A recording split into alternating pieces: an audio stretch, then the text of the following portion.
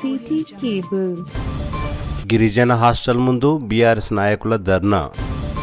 తాండూర్ పట్టణంలోని సాయిపూర్ గిరిజన హాస్టల్ ముందు బీఆర్ఎస్ నాయకులు ధర్నా నిర్వహించారు. గురువారం హాస్టల్లో చికిత్స పొందుతున్న విద్యార్థినిల పరిస్థితిని తెలుసుకునేందుకు అక్కడికి వచ్చిన జిల్లా కలెక్టర్ ప్రతీక్ జైన్ హాస్టల్లో ఉండగానే బీఆర్ఎస్ నాయకులు ధర్నా నిర్వహించారు. హాస్టల్ విద్యార్థులకు మెరుగైన చికిత్స అందించాలని Congress down down, Revanth Reddy down down, MLA down down, Mahender Reddy down down అంటూ నినాదాలు చేశారు. హాస్టల్లో అస్వస్థతకు గురైన విద్యార్థుల పరిస్థితిని తెలుసుకునేందుకు తమను అంగీకరించాలని బీఆర్ఎస్ నాయకులు కలెక్టర్ను కోరారు. అందుకు నిరాకరించినందుకు ధర్నా ఉధృతం చేశారు. ఈ కార్యక్రమంలో Tandur municipal vice chairman Deepa Narasimhulu, జిల్లా గ్రంథాలయ సంస్థ మాజీ చైర్మన్ రాజు గౌడ్, తాండూర్ పట్టణ BRS party working president Narakula Narender Goud, councillor Shobharani, Srinivachari, Imtiaz, Javeed, Tandur నియోజకవర్గం బీఆర్ఎస్ మహిళా కన్వీనర్ శకుంతల దేశపాండే తదితరులు పాల్గొన్నారు. పాఠశాలలు బ్రహ్మాండంగా నడిచిన టీఆర్ఎస్ ప్రభుత్వంలో మరి ఇప్పుడు 6 నెలలనే వచ్చిందా?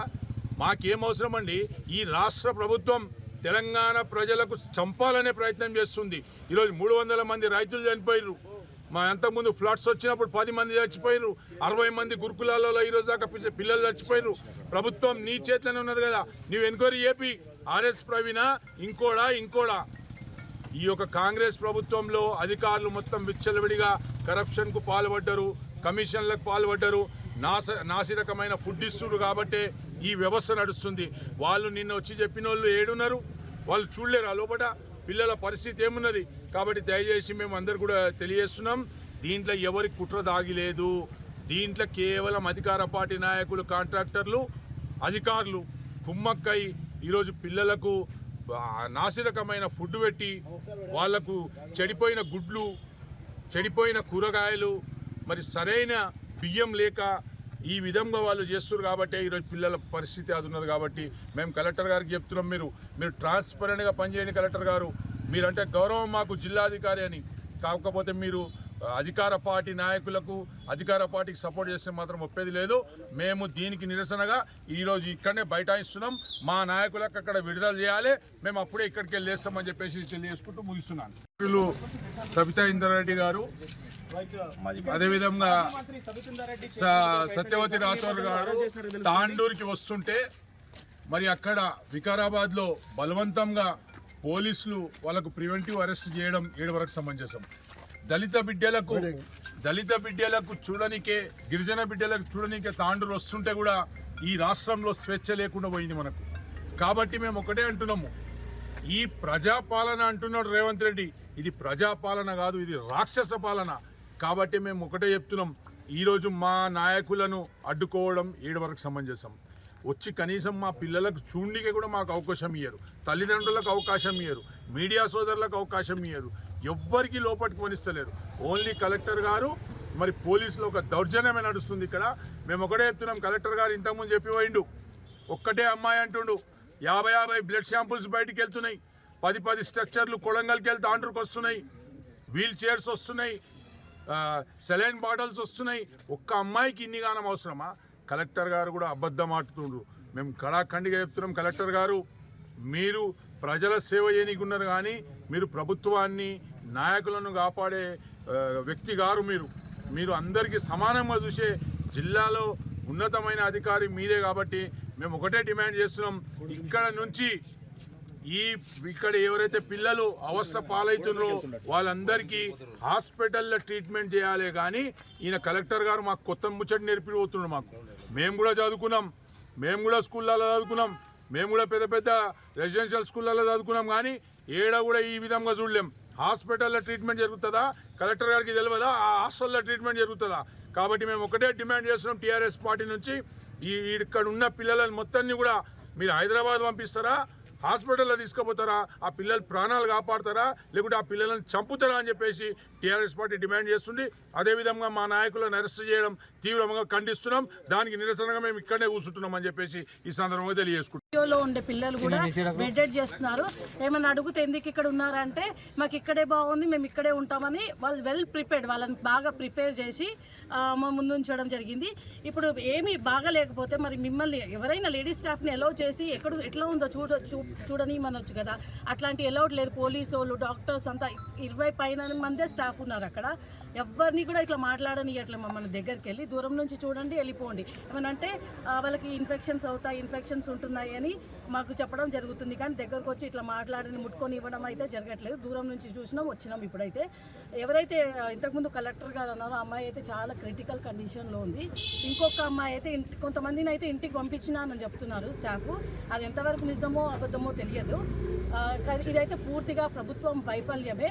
ఈరోజు సబితా ఇంద్రారెడ్డి గారు సత్యవతి రాథోడ్ గారు ఇక్కడ చేయడం జరిగింది. కాకపోతే అక్కడ వికారాబాద్లోనే ఆపేశారు. మరి అంత ఏమీ లేకపోతే, అంత ఏం కాకపోతే ఇక్కడ వచ్చి చూడది మినిమం సెన్స్ కదా, ప్రజాప్రతినిధుల మినిమం సెన్స్ మాకు ఉంటుంది, బాధ్యత ఉంటుంది. చూడని ఆ దగ్గరకు వచ్చి పరామర్శించడం జరుగుతుంది. నిజంగా ఇలాంటి వాతావరణం ఎట్టి గవర్నమెంట్లో నేను చూడలేదు. నిజంగా ఈ సొంత నియోజకవర్గంలో సీఎం రేవంత్ రెడ్డి గారి సొంత నియోజకవర్గంలో ఇట్లాంటి దారుణం జరిగిందంటే మిగతా జిల్లాలో ఎటువంటి పరిస్థితి ఉందో నిజంగా ప్రజలు ఆలోచించుకోవాల్సిందిగా కోరుకుంటున్నాను.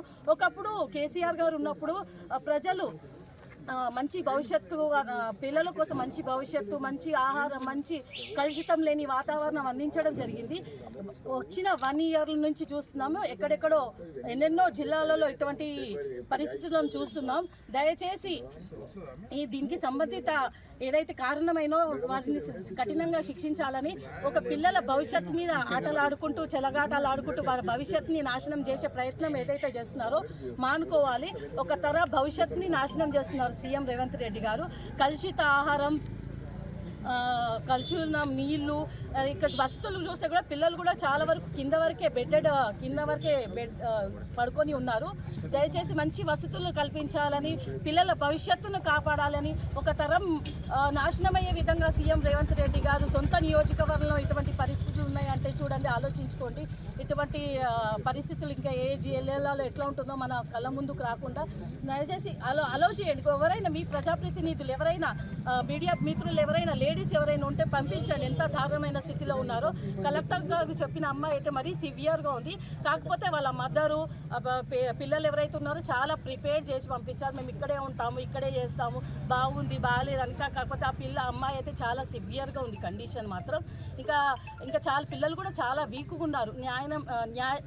క్వాలిటీ ఫుడ్ని అందించాలని, క్వాలిటీ ఎన్విరాన్మెంట్ కల్పించాలని నిజంగా ఇక్కడ ఉన్నటువంటి ఎమ్మెల్యే గారికి రిక్వెస్ట్ చేయడం జరుగుతుంది.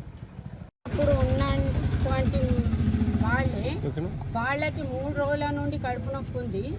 మళ్ళీ ఈరోజు కూడా మేము వెళ్ళి అడిగితే ఇంకా కొంచెం ఉంది అని చెప్తున్నారు. భయపడుతున్నారు పిల్లలు. అక్కడ ఉన్నటువంటి వాళ్ళు భయపెట్టి పిల్లల్ని భయపెట్టి ఏమి చెప్పనీయకుండా వాంటెడ్లీ వాళ్ళ భయాందోళనలకి గురి చేస్తున్నారు. ఇప్పుడు మేము వెళ్ళి లోపల అడిగితే కొంచెం ఉంది మేడం, ఇంకా కొంచెం ఉంది అంటున్నారు. సెలైన్ లెక్కిస్తున్నారు. లోపల పెట్టి సెలైన్ లెక్కించాల్సిన అవసరం ఏముంది? హైదరాబాద్ హాస్పిటల్కి తరలించండి.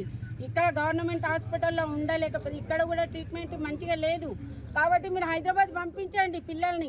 ఇంతమంది 7 మంది పిల్లలు ఉన్నారు. అందులో ఒక అమ్మాయి మరీ సీరియస్గా ఉంది. మరి మమ్మల్ని కూడా లోపలికి వెళ్ళనివ్వట్లేదు. మరి మేము అడిగితే మా వెనక పోలీసు వాళ్ళని పంపించి మీరు మాట్లాడి వాళ్ళని డిస్టర్బ్ చేస్తున్నారు అంటున్నారు.